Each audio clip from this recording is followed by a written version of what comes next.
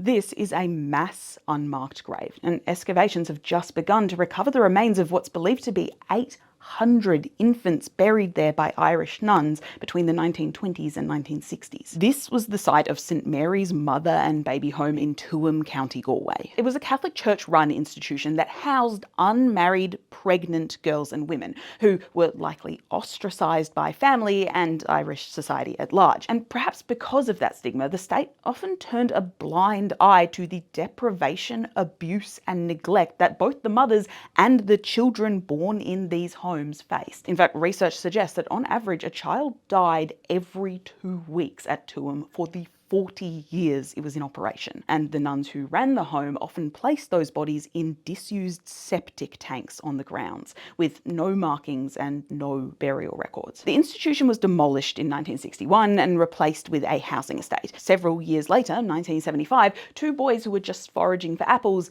discovered human remains in one of those disused septic tanks. But even then, authorities largely ignored it. In fact, nothing really happened until 2014, when local historian Catherine Corliss found and published the death certificates of 796 infants. Her research gained media attention and the government began to investigate properly. The Tuam mass grave and the profound institutional misogyny that allowed it to happen has been called a stain on Ireland's conscience. And this excavation is a really important step in that reckoning. However, identifying and returning each of the infants' remains to their family for a proper, respectful burial is going to be extremely difficult. There's no records of where each child was buried, and water seeping into the ground over the years has meant that the bones will be commingled. Plus, all those remains also need to be analysed and investigated to see if there were signs of unnatural death. Overall, the operation is expected to last 2 years.